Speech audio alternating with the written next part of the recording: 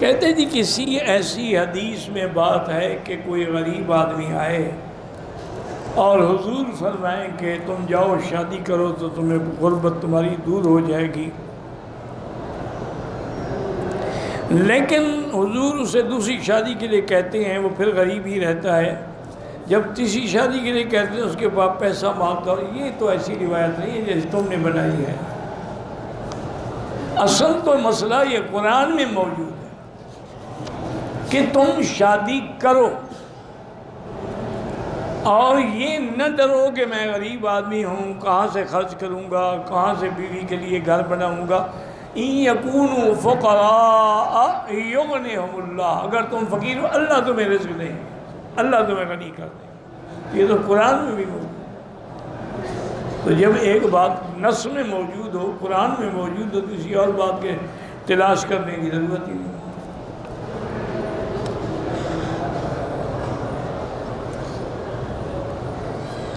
کہتا ہے کہ میری بیوی مجھے کہتی ہے کہ داڑھی رکھو، اگر نہیں رکھتے ہو تو مجھے چھوڑ دو یا طلاق دے دو۔ تو وہ تمہیں سنت پہ چلانا چاہتی ہے، تم الٹا اعتراض کر رہے ہو۔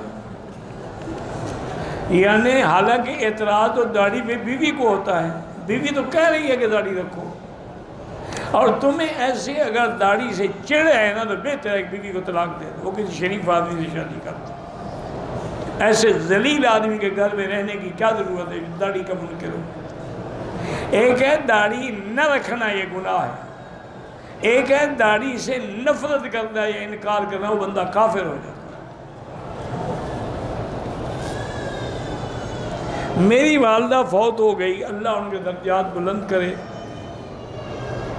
یہ ایک مسئلہ بنایا ہوا ہے لوگوں نے کہ دولت عورت کے نصیب میں ہوتی ہے اور اولاد مرد کی، یہ سب لوگوں کے محاورے ہیں اور کچھ بھی نہیں۔ کتنے لوگ ہیں کہ جنہوں نے دو دو تین تین شادیاں کی، اولاد نہیں ہوئی، دو دو تین تین شادیاں کی لیکن رزق میں بھی برکت نہیں ہوئی۔ یہ تو بس صرف محاورات ہیں۔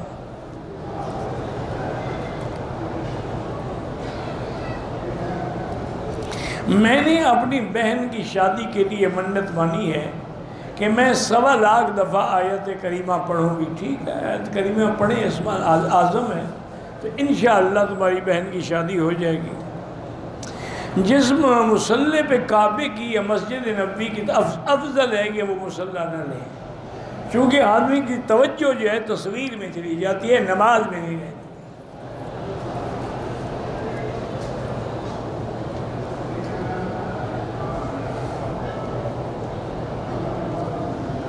کہتے کہ جو خواب میں حضرت یوسف نے ستاروں کے نام دیکھا، وہ تو قرآن میں ہے نا، انی رأیت 11 کوکبا والشمس والقمر رأیتہم لی ساجدین۔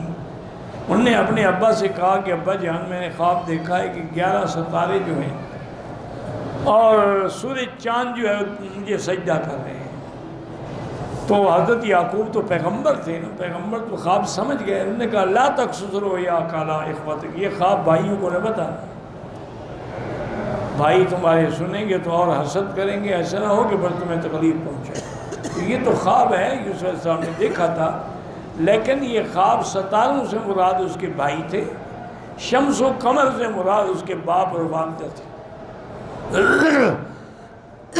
اس لیے جب وہ مصر گئے اور انہوں نے وہاں جا کے ملاقات ہوئی تو حضرت یوسف علیہ السلام نے ان کو بٹھایا، تو سب نے یوسف علیہ السلام کو، ماں نے بھی باپ نے بھی، بات کہتے ہیں ماں فوت ہو گئی تھی، خالہ تھی، تو خالہ بھی ماں کے مقام ہوتی، ان سب نے سجدہ کیا۔ تو حضرت یوسف نے عرض کیا کہ ابا جان ھذا تعویل رؤیایا، یہ میرے اس خواب کی تعبیر۔ یہ ٹھیک ہے، اسی کو بات جو ہے لکھا ہے تو کیا ہو گیا، یہ مسئلہ تو قرآن میں موجود ہے کہ ستاروں سے مراد ان کے بھائی تھے۔ اصل میں ایک آدمی نے، لوگ ایسے بس پوچھتے رہتے ہیں، ایک آدمی نے اپنی بیوی سے کہا کہ تمہیں ستاروں جتنی طلاقیں۔ اب وہ جناب بڑے پریشان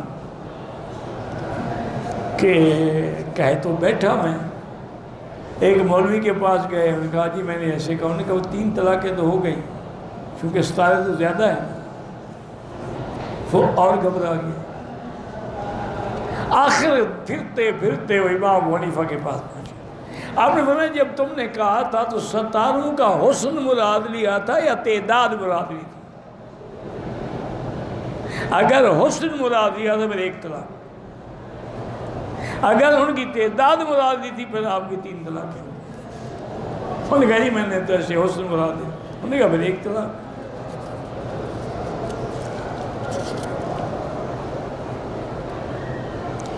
اگر کسی کی عمر 30 سال ہو وہ قرآن یاد کر، بھئی ہم نے 60 سال کے بوڑھوں کو بھی قرآن یاد کرتے دیکھا، ہمت تو کرو۔ پسند کی شادی کے لیے کوئی وظیفہ بتائیں، اس کے لیے پیسے اکٹھے کرو، جب پیسے اکٹھے ہو جائیں گے نا خود بخود شادی ہو جائے گی، وظیفے کی کوئی ضرورت نہیں۔ ہمارا ایک دوست تھا، ہم اس کو مذاق میں شربت علی کہتے تھے، نام تو اس کا محمد علی تھا، اللہ اس کی مغفرت فرمائے، بڑا اچھا دوست تھا۔ تو وہ رمضان میں شربت بنا کے بیچتا تھا، تو ہم نے اس کا نام ہی شربت علی رکھ دیا۔